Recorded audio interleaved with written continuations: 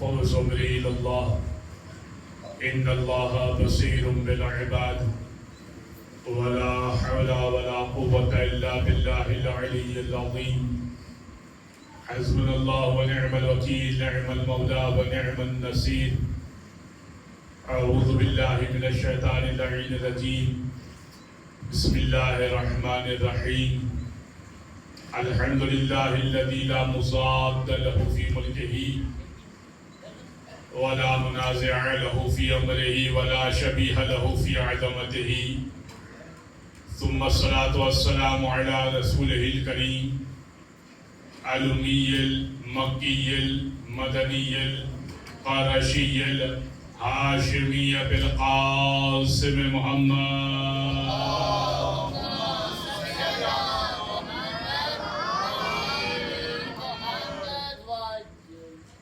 وعلى أهل بيته الطيبين الطاهرين واللعنة الدائمة على أعدائهم أجمعين من يوم ظلمهم وعداوتهم إلى قيام يوم الدين أما بعد فقد قال الله سبحانه وتعالى في محكم كتاب مبين بسم الله الرحمن الرحيم وإنك لعلى خلق عظيم وقال تبارك في كتاب مبين أيضا بسم الله الرحمن الرحيم ويطعمون الطعام على حبه مسكينا ويتيما وأسيرا إنما نطعمكم لوجه الله لا نريد منكم جزاء ولا شكورا صلوات على محمد وآل محمد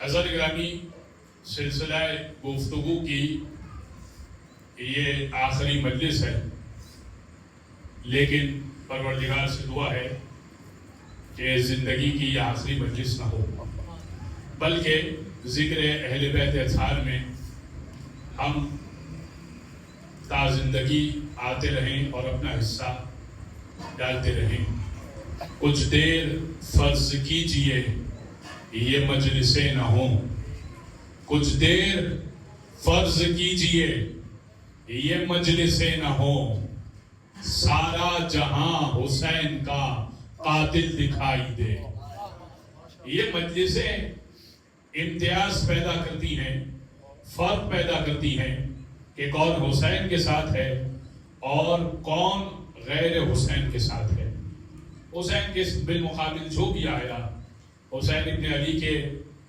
والد گرامی کے بالمقابل جو بھی آیا کون اس کے ساتھ ہے اور کون فرش عزا پر بیٹھنے کے لیے حسین ابن علی کے ساتھ تیار ہے آج حضرت گرامی کربلا تو نہیں ہے ظاہری کربلا تو نہیں ہے کہ ہم حسین ابن علی کا ساتھ دے سکیں ہاں مگر تا قیامت فرش عزا ضرور ہے کہ اگر حسین کا ساتھ دینا ہے تو فرش عزا پر آ کر تم میں اتنی طاقت ہے اتنا حوصلہ ہے کہ تم امام حسین کا ذکر سن سکتے ہو تمہیں حسین کا ذکر ہی برداشت نہیں ہے تو یہ نہ کہو کہ ہم حسین کا ساتھ دیتے اگر کسی کو حسین کا ذکر ہی برداشت نہیں ہے اگر کسی کو علی ابن ابی طالب کا ذکر ہی برداشت نہیں ہے تو پھر اس کے اوپر جچتا نہیں ہے کہ وہ یہ کہے کہ ہم کربلا میں حسینی ہیں ہم کربلا میں ہوتے تو حسین ابن علی کے ساتھ ہوتے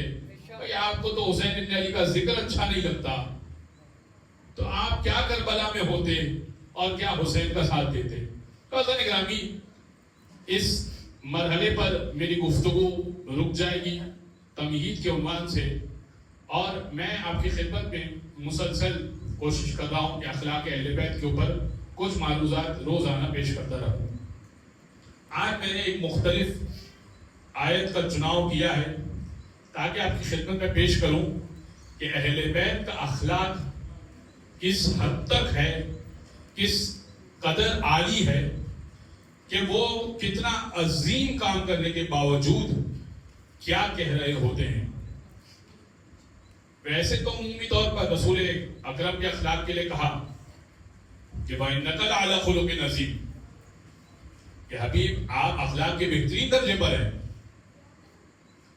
مگر سیدھا سیدھا روزانہ جو گفتگو ہو رہی ہے سورہ دہر جس کا ایک نام سورہ انسان بھی ہے، تو اب اسی سورہ دہر سورہ انسان سے آپ کی خدمت میں آخری کی کچھ آیتیں پیش کی جو اہل بیت اطہار نے روٹیاں کھلائی، اور اس واقعے کی طرف پروردگار نے اشارہ کیا۔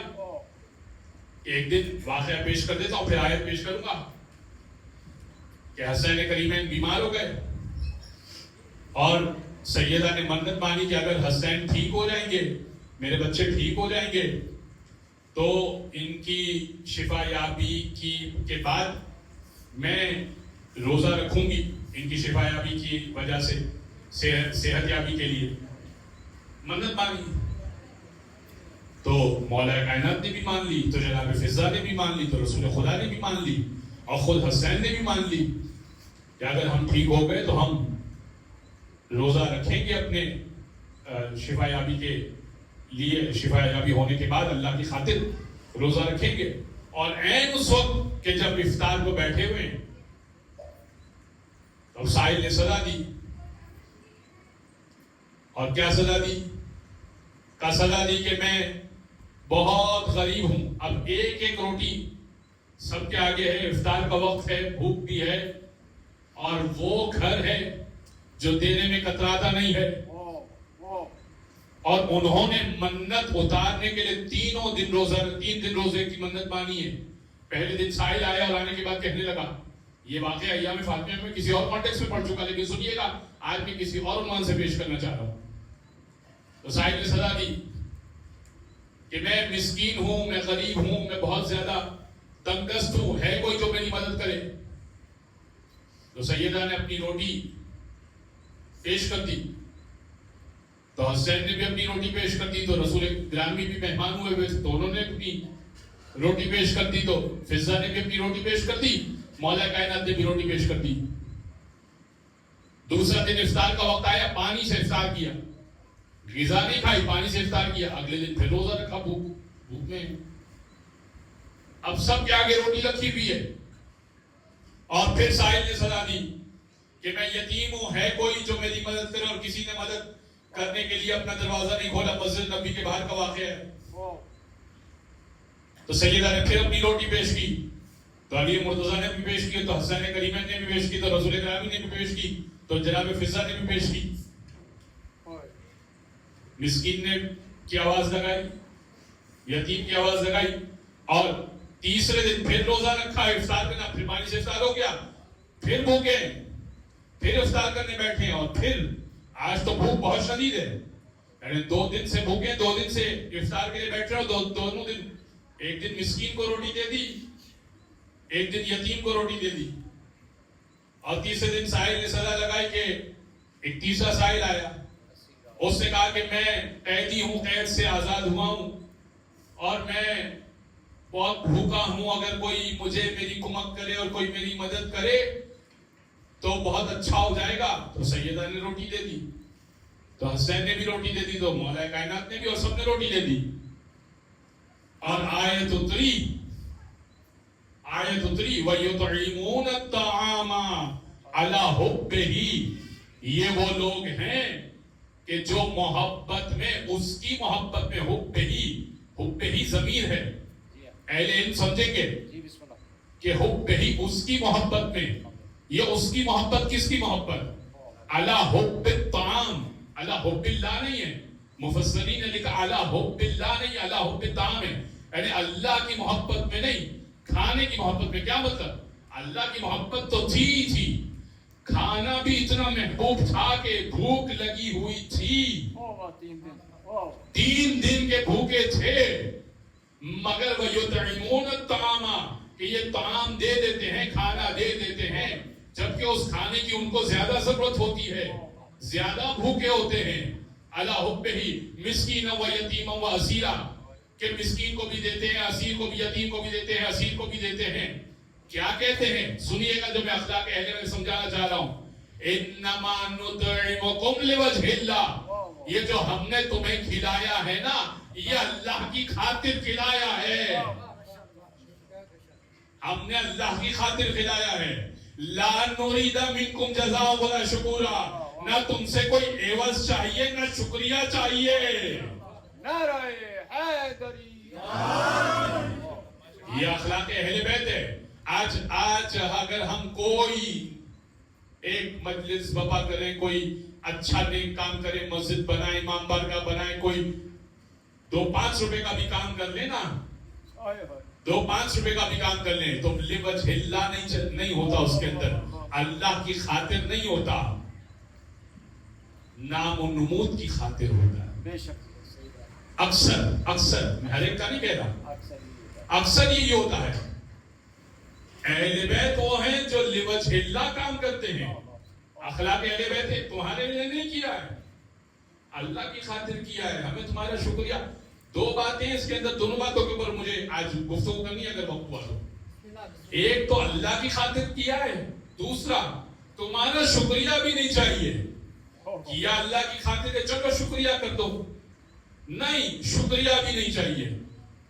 یعنی یہ تو کمال ہے، یہ تو اہل بیت کا وہ درجہ ہے، وہ لیول ہے جس پر کوئی پہنچ نہیں سکتا. میں اس کی بہت سی مثالیں پیش کرنا چاہتا ہوں آپ کی خدمت میں. یعنی کیا مطلب، جب ہم اپنا عمل کسی اور کی خاطر کرتے ہیں، یا کسی اور کو دکھانے کی خاطر، یا نام و نمود کی خاطر، یا نمائش کی خاطر کرتے ہیں. بھائی مجلس کی بڑا سا نام ہو گیا، ہم نے کی، ہمارے گھر سے ہوئی، ہماری وجہ سے ہوئی.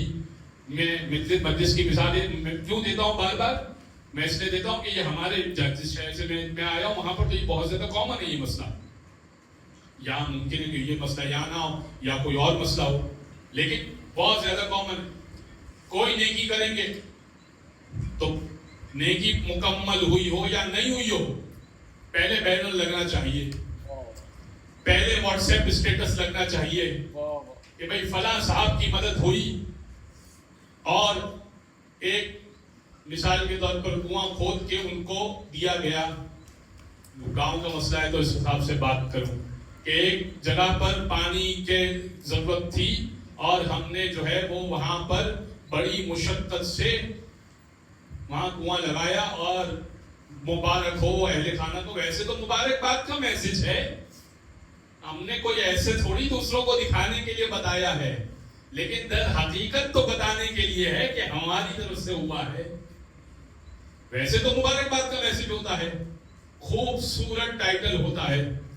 آیت اللہ دستگیر شیرازی نے اپنی حکایت میں لکھا، سچا واقعہ ہے، اور اس میں لکھتے ہیں کہ ایک بہت بڑا عابد تھا، اسے اپنی عبادت میں بہت ناز تھا. اللہ نے اس کو اپنی عبادت کی حیثیت اور اوقات یاد دلانے کے لیے اس کو ایک دن دکھایا.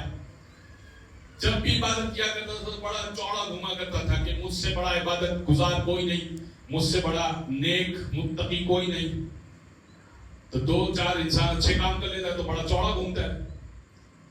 کہا ہوا یہ کہ وہ راتوں کو مسجد میں جایا کرتا تھا، جب مسجد کی روشنی بند ہو جاتی تھی تب بھی جاتا تھا. ایک دن شدید بارش ہو رہی تھی، ایران کا واقعہ، قم کا واقعہ ہے. ایک دن شدید بارش ہو رہی تھی اور تب بھی وہ نکلا. یہ بتانے کے لیے بستی والوں کو دیکھو بارش میں بھی میں مسجد کا رخ کرتا ہوں، بارش میں بھی میں مسجد کا رخ کرتا ہوں.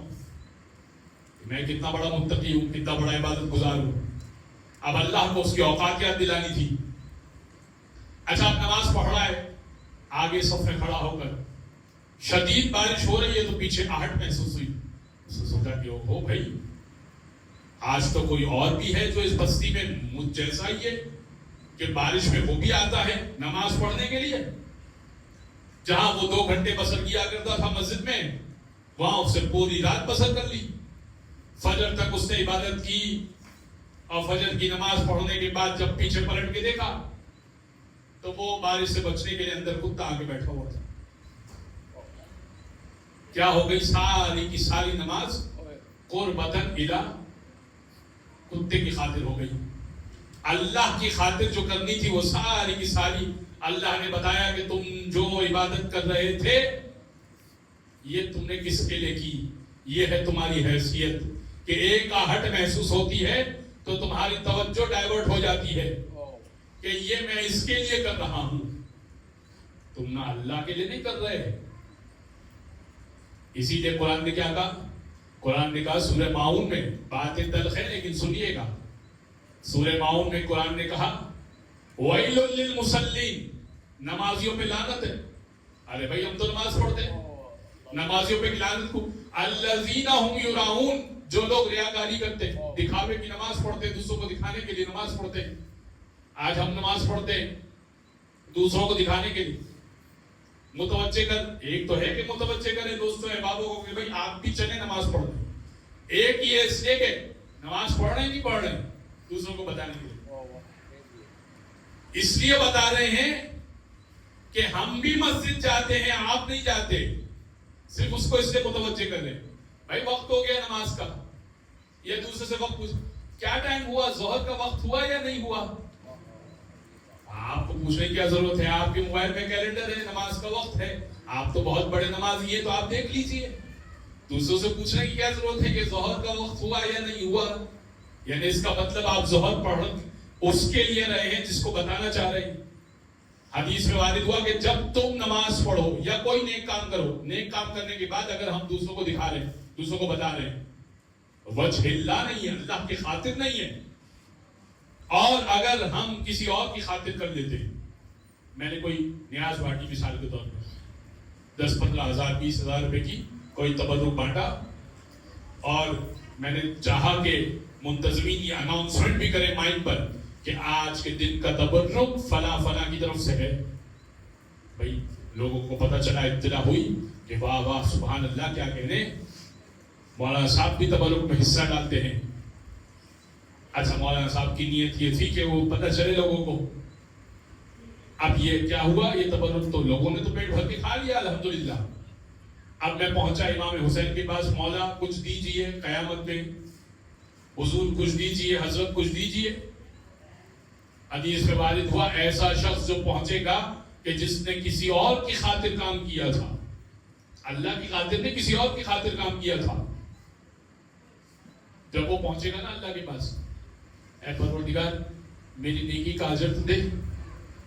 اتنے آرفنیج بنائے، اتنی اسکول بنوائی، اتنے اولڈ ایج ہوم بنوائے، اتنے کنویں کھدوائے، اتنے پانی کی سبیلیں لگوائیں، فلا فلا فلا فلا کام کروایا، اے پروردگار اجر تو دے دے.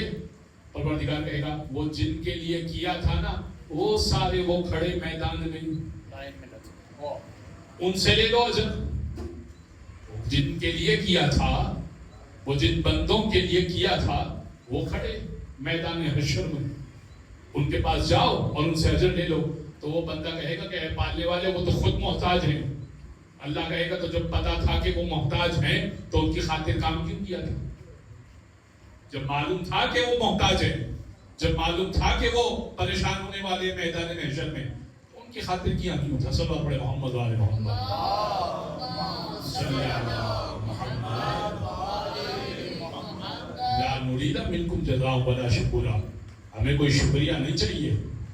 حتیٰ کہ امام کے پاس اگر کوئی شخص شکریہ کہنے آتا تھا، کیا کہنے، امام اس سے ناراضگی کا اظہار کر دیتے. یعنی امام کیا ہوتا ہے؟ امام تو کریمیت کا پیکر ہے، لیکن جب شکریہ کہتا تھا تو امام اس سے نعمت روک لیا کرتے تھے. میں واقعہ سناتا ہوں آپ کی خدمت میں تاکہ آپ جو ہے وہ بول نہ ہو. تو ہوا کیا کہ ایک شخص آیا مولا رضا کی خدمت میں، اسے کہا کہ فرزند رسول کچھ عطا کیجئے. مولا رضا مدینہ میں موجود ہے، امام کے آگے ایک خوان موجود ہے جس میں انگور رکھے ہوئے ہیں. امام انگور تناول فرما رہے ہیں، اسے کہا فرزند رسول کچھ عطا کیجئے. جیسے ہی اس نے کہا تو امام چونکہ کھا رہے تھے تو امام نے ایک دانہ اٹھایا اور اس کو دیا. اس نے کہا بس اتنا ہی. امام نے کہا بس اتنا ہی، تیرے لیے اتنا کافی. دوسرا آیا، اس نے کہا مولا مجھے بھی کچھ عطا کیجیے. امام نے اس کو بھی ایک دانہ دیا انگور کا. اس سے کہا کہ شکر الحمدللہ، اے پروردگار تیرا شکر ہے، اللہ تیرا شکر ہے۔ تو امام نے وہ پورا خوشہ اٹھا کے دے دیا اس کو۔ تو اس سے کہا کہ اے پروردگار تیرا شکر ہے کہ امام کے دست مبارک سے مجھے پورا خوشہ انگور مل گیا۔ تو امام نے پورا خوان اٹھا کر اس کے آگے رکھ دیا، کہا یہ بھی لے جا۔ اس سے پھر کہا شکر الحمدللہ۔ امام نے غلام کو بلایا، کہا یہ کہاں سے لے کر آیا انگور؟ کہا مولا آپ کے باغیچے سے۔ امام نے کہا وہ باغ تجھے دے دیا، وہ باغ تجھے دے دیا۔ اس نے کہا کہ مولا آپ کا شکریہ۔ اب تک کیا کہہ رہا تھا؟ ایک انگور دیا، اسے کہا شکر الحمدللہ۔ انگور کا کھوشا ملا، کہا شکر الحمدللہ۔ انگور کا خوان ملا، کہا شکر الحمدللہ۔ جیسے ہی باغ ملا، اسے کہا مولا آپ کا شکریہ۔ امام نے کہا بس ٹھیک ہے، تیرے لیے اتنا کافی ہے۔ ہمارا شکریہ ادا نہ کیا کر، ہمیشہ اللہ کا شکریہ ادا کیا کر۔ انما نطعمکم لوجہ اللہ لا نرید منکم جزاء۔ یہ اہل بیت فقط منجدن کا ذکر نہیں ہے، ہر امام شکریہ نہیں چاہتا۔ کوئی امام جب بھی دیا کرتا ہے تو یہ نہیں چاہتا کہ تم شکریہ ادا کرو۔ ایک شخص آیا چھٹے امام کے پاس، اسے کہا مولا کچھ ادا کیجیے۔ امام نے جیب سے 1 درہم دیا۔ اس نے کہا پروردگار تیرا شکر ہے، آج کا دن کتنا بابرکت ہے کہ فرزند رسول کے ہاتھ سے مجھے 1 درہم ملا۔ امام نے دیکھا کہ اس نے اللہ کا شکر ادا کیا۔ امام نے جیب میں اور ہاتھ ڈالا، چند درہم اور نکال کے ادا کیے۔ اس نے کہا کہ اے پروردگار تیرا شکر ہے کہ فرزند رسول نے مجھے مزید عطا کیا۔ امام نے پوری جیب خالی کر کے اس کے آگے ہاتھ میں رکھ دی۔ اس نے کہا شکر الحمدللہ۔ یہ واقعہ بھی اسی جیسا ہے۔ تو جیسے اس نے کہا نا شکر الحمدللہ، تو امام نے اپنی عبا اتاری اور اس کو دے دی۔ عبا امام کی، امام کا لباس امام نے اس کو دے دیا۔ تو اس نے کہا کہ مولا آپ کا شکریہ کہ آپ نے اپنا لباس مجھے دے دیا۔ امام نے کہا بس اب اتنا ہی ملے گا، اس سے زیادہ نہیں۔ کہا اگر تو شکر الحمدللہ شکر الحمدللہ شکر الحمدللہ کہتا جاتا تو قریب تھا کہ جو کچھ جعفر صادق کے پاس تھا، جتنی جائیداد، جتنا استبل، جتنا کچھ، سب کچھ میں تجھے دے دیتا، مگر تو نے جیسے ہی جعفر صادق کا شکریہ ادا کیا میں نے تجھ سے روک لیا۔ ہمیشہ اللہ کا شکر ادا کیا۔ صلوات پڑھیں محمد علیہ وسلم۔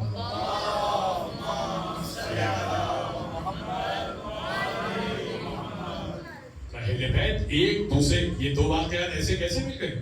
ارے آپ سوچیں کہ چھٹے امام کا واقعہ بھی میں نے سنا دیا اور 8ویں امام کا واقعہ بھی ویسے ہی سنا دیا۔ تاریخ میں 2 واقعات، ایسے ہزاروں واقعات آپ کو ایسے مل جائیں گے جو ایک امام کے دوسرے امام کے ویسے ہی ہیں۔ مرو میں جب مولا رضا آئے تھے، مرو میں نیشاپور میں، ایک شخص کہتا ہے کہ میں نے خواب میں دیکھا اس رات کو کہ جس رات مولا رضا نے آنا تھا، خواب میں نے دیکھا کہ مولا رضا، میں نے خواب میں دیکھا کہ میں مسجد نبوی میں ہوں۔ مولا رضا نیشاپور میں آنے والے تھے، میں نے کچھ ذکر کیا تھا، نیشاپور میں مولا رضا رکے تھے، مامون سے بات چیت ہوئی تھی، مولا کے قدموں کے نشان ہے، کچھ باتیں انشاءاللہ یاد ہوں گی۔ تو کہتا ہے کہ جس رات مولا کا، جس صبح مولا کو آنا تھا اور لوگ بڑا انتظار کر رہے تھے، اس رات میں نے خواب میں دیکھا کہ میں مسجد نبوی میں ہوں، مسجد نبوی میں ہوں اور رسول گرامی بیٹھے ہوئے ہیں، اور کیا بابرکت، کیا پرنور چہرہ رسول گرامی کا، اور سب لوگ قطار میں موجود ہیں اور رسول سب کو کچھ نہ کچھ کھجور دے رہے ہیں، کچھ نہ کچھ کھجور تحفتاً دے رہے ہیں۔ کہا میں اس قطار میں لگ گیا، خواب دیکھ رہا ہے۔ کہا جب میں پہنچا تو رسول اللہ نے اس مرتبان میں، اس برتن میں ہاتھ ڈالا اور کھجوریں اٹھا کر مجھے دی، اور میں آگے بڑھ گیا۔ جب میں نے گنی تو 18 تھی، 18 کھجوریں رسول اللہ نے مجھے دی۔ خواب سے میری آنکھ کھل گئی، خواب سے بیدار ہو گیا۔ کہا اگلی صبح مولا رضا مرض میں آ چکے تھے اور معلوم ہوا کہ قریبی مسجد میں مولا رضا تشریف فرما ہے اور سب لوگ دیدار کے لیے جا رہے ہیں. میں مولا کا چاہنے والا تھا. میں گیا تو میں نے وہی حالت دیکھی جو میں خواب میں دیکھ رہا تھا کہ مولا رضا اسی طرح سے بیٹھے ہیں جیسے رسول گرامی بیٹھے ہوئے ہیں اور سب لوگ قطار بنا بنا کے مل رہے ہیں اور مولا رضا ان کو کچھ نہ کچھ کھجورے دے رہے ہیں. کل رات والا خواب میرے ذہن میں آ گیا. میں بھی قطار میں لگ گیا. جب میں قطار میں لگ گیا تو میری باری آئی تو مولا نے ہاتھ بڑھا کے مجھے کھجورے دی. آگے بڑھا تو میں نے اس کو گنا. پوری کی پوری 18 تھی. رات خواب دیکھا رسول نے 18 کھجور دی. صبح مولا رضا نے 18 کھجوریں دی. کہا میں نے پلٹ کے مولا سے کہا کچھ زیادہ ادا کر دیجئے. امام نے کہا اگر میرے جد نے دی ہوتی اگر میرے جد نے دی سلام پڑھے محمد آلہ محمد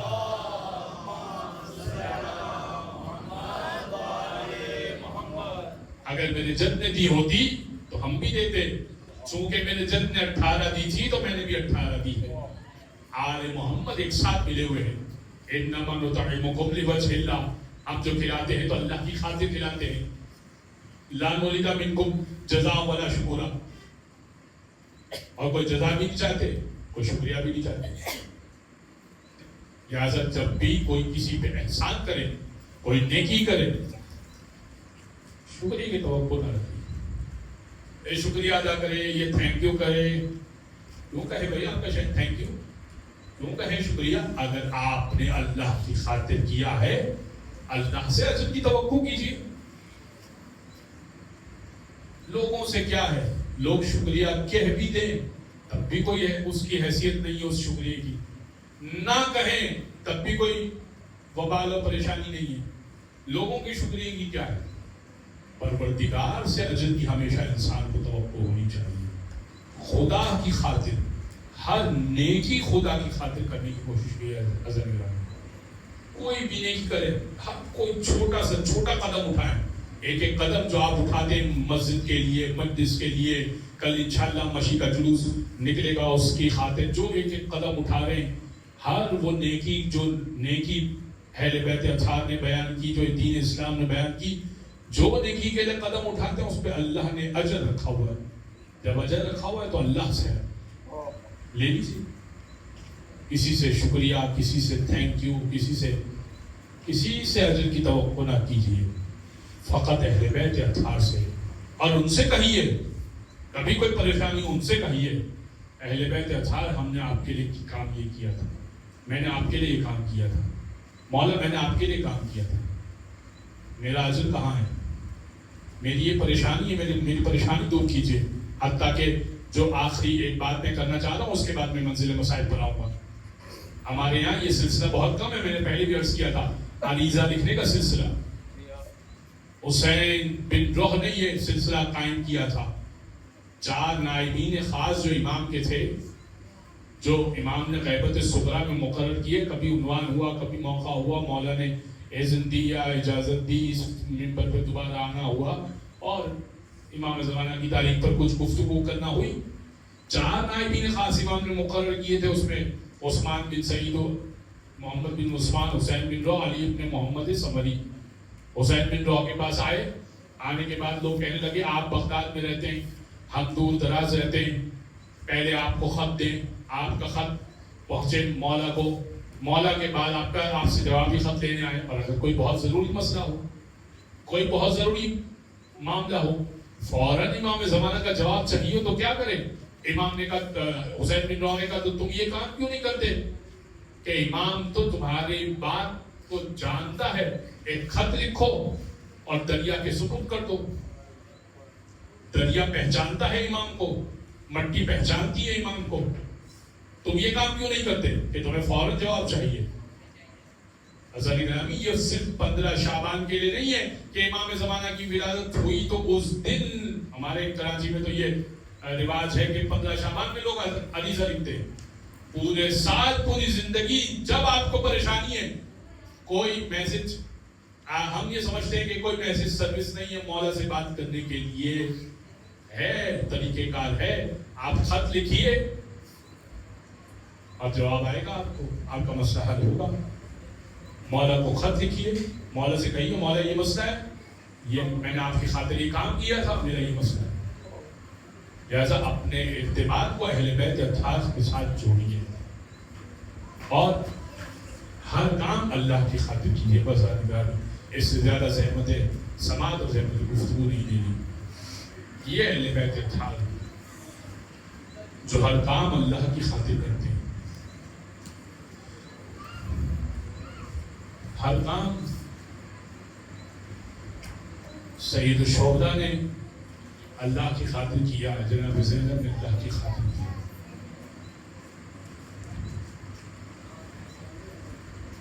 یہاں تک کہ اگر جب مدینہ سے نکل رہے تھے اور امام حسین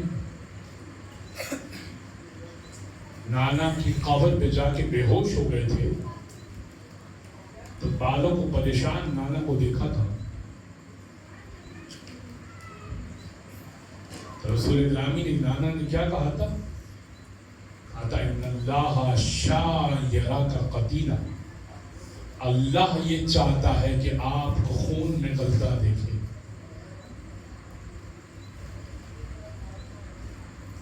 اور نانا میری بہنوں کے بارے میں کیا مشیت پروردگار ہے؟ کہ ان اللہ شاء ان یراہن سبایا، اللہ کی مشیت یہ ہے کہ انہیں قیدی بنایا جائے، اللہ یہ چاہتا ہے۔ یہ آپ کے لیے امتحان ہے، یہ کوئی اور نہیں دے سکتا۔ کل جو بات آئی تھی کہ جناب زینب نے کہا تھا ہماری 3 بڑی خواہشات ہیں، 3 بڑی ہماری ڈیمانڈز ہیں، شرطیں ہیں، اگر ان کو پورا کر دیا جائے تو آزاد ہونے کو تیار ہے۔ ایک، ہمارا لٹا ہوا سامان ہمیں واپس کیا جائے۔ دوسرا، ہمیں جی بھر کے رونے نہیں دیا گیا، ہمیں رونے کا موقع فراہم کیا گیا۔ اور تیسرا، بھیا کا چہلم منانے کے لیے ہمیں اس راستے سے گزارا جائے کہ پہلے کربلا آئے، اس کے بعد ہم مدینہ جائیں۔